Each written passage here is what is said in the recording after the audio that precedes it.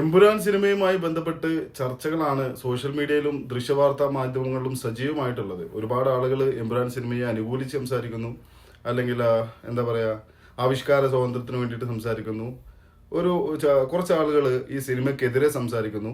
ഈ സിനിമ ഒരു വിഭാഗത്തെ മാത്രം മോശമായി കാണിക്കാൻ വേണ്ടിയിട്ട് എടുത്ത ഒരു സിനിമയാണ് എന്നുള്ള രീതിയിലാണ് ചർച്ചകൾ പോയിക്കൊണ്ടിരിക്കുന്നത്.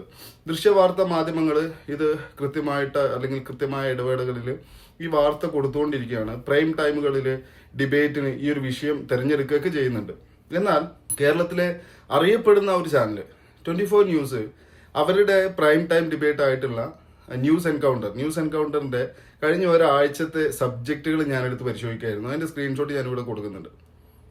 എന്തുകൊണ്ടായിരിക്കാം ഇത്രയും വലിയ ഒരു സെൻസിറ്റീവ് ആയിട്ടുള്ള ഒരു വിഷയത്തെ 24 ന്യൂസ് പോലെ ഒരു ചാനൽ ചർച്ചയ്ക്ക് എടുക്കാത്തത്? ഇനി നിൽക്കാൻ പറയുമ്പോൾ മുട്ടിലിഴയുകയാണോ ശ്രീകണ്ഠൻ നായർ സാറേ?